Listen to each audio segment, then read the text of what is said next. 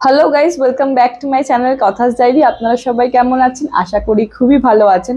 আজকে নিয়ে চলে এসেছি রেস্টুরেন্ট স্টাইল, রেস্টুরেন্টের মতনই টেস্ট কিন্তু হেলদি একটি নতুন গরমাগরম রেসিপি, যার নাম ক্রিসপি চিলি মাশরুম। তো চলুন দেখে নিই এই রেসিপিটি কীভাবে তৈরি করে নিচ্ছি। So let's jump into the video.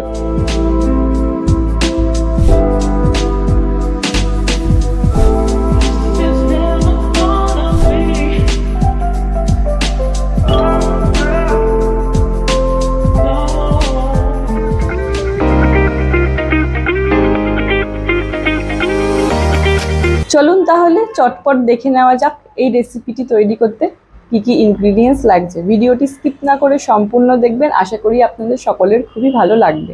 মাশরুমের crispy outer layer তৈরি করার জন্য নিয়ে নিয়েছি 1 কাপের মতন কর্নফ্লাওয়ার, স্বাদ মতন নুন এবং চিনি। এক্সট্রা ক্রিস্পিনেসের জন্য আমি অ্যাড করছি চালের গুঁড়ো, 1 পিঞ্চের মতন বেকিং পাউডার বা বেকিং সোডা আর সামান্য পরিমাণ পেপরিকা গুঁড়ো। একটি বড় মিক্সিং বোলের মধ্যে প্রথমে 1 কাপের মতন কর্নফ্লাওয়ার অ্যাড করছি, তারপর দিচ্ছি 2 চা চামচের মতন চালের গুঁড়ো, স্বাদ মতন নুন এবং চিনি, এছাড়াও 1 চা চামচ গোলমরিচের গুঁড়ো এবং 1 পিঞ্চের মতন বেকিং পাউডার দিয়ে খুব ভালোভাবে মিক্সড করে নিচ্ছি। এবার অল্প অল্প করে জল দিয়ে একটি লিকুইড পেস্ট তৈরি করে নেব। পেস্টটি তৈরি করে নিয়েছি, খুব ঘন আবার খুব পাতলাও করিনি। আশা করি আপনারা ভিডিওতে টেক্সচারটি বুঝতে পারছেন। এবার একটি ফ্রাই প্যানে ডিপ ফ্রাই করার মতন অয়েল নিয়ে সেটি গরম করে নিচ্ছি।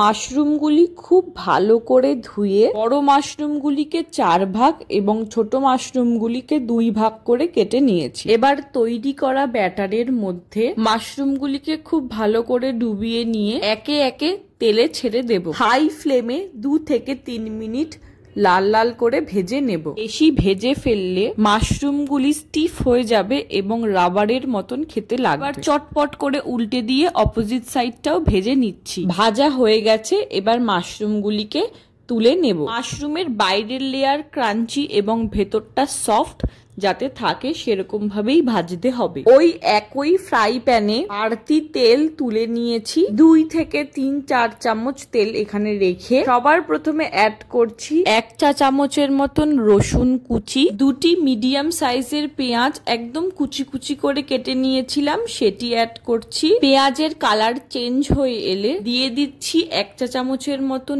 নুন, 1 চা চামচ গোলমরিচ গুঁড়ো, 1 চা চামচ পেপরিকা গুঁড়ো। পেপরিকা অ্যাভেলেবেল না থাকলে কাশ্মীরি লাল লঙ্কা গুঁড়ো ব্যবহার করতে পারেন। 1 চা চামচ পেরি পেরি গুঁড়ো এবং 1 চা চামচ চিনি দিয়ে ভালো করে মিক্সড করে নেব। মশলা থেকে তেল ছাড়লে দিয়ে দিচ্ছি 1 চা চামচ ভিনিগার, 1 চা চামচ ডার্ক সোয়া সস, 2 থেকে 3 টেবিল চা চামচ টমেটো সস বা টমেটো কেচাপ অ্যাড করছি। মশলার সঙ্গে সসগুলি খুব ভালোভাবে একবার মিশিয়ে নেব। এবার ভেজে রাখা মাশরুমগুলিকে তৈরি করা সসের মধ্যে দিয়ে দেব। মাশরুম এবং সস খুব ভালোভাবে টস করে নিলেই আমাদের রেসিপিটি রেডি হয়ে যাবে। এই সুন্দর স্ন্যাক্স রেসিপিটি তৈরি হয়ে গেছে, এবার এটিকে প্লেটিং করে নেওয়ার পালা। একটি উডেন প্লেটে আমি এটি প্লেটিং করছি। এর টেস্ট একটু ইনহ্যান্স করার জন্য ওপর দিয়ে সামান্য রোস্টেড তিল ছড়িয়ে দিয়েছি। যারা ননভেজ খান না তাদের জন্য প্রোটিনের খুব ভালো সাবস্টিটিউট হলো এই মাশরুম। আর এইভাবে মাশরুম যদি ট্রাই করেন তাহলে মন এবং শরীর উভয়ই খুব ভালো থাকবে। আমার মতন কারা মাশরুম পছন্দ করো তারা অবশ্যই কমেন্টের মাধ্যমে জানিও। তো দেখতেই পারলেন আজকের আমার রেসিপি ক্রিসপি চিলি মাশরুম। এই মাশরুমের খাদ্যগুণ কিন্তু চিকেনেরই মতন।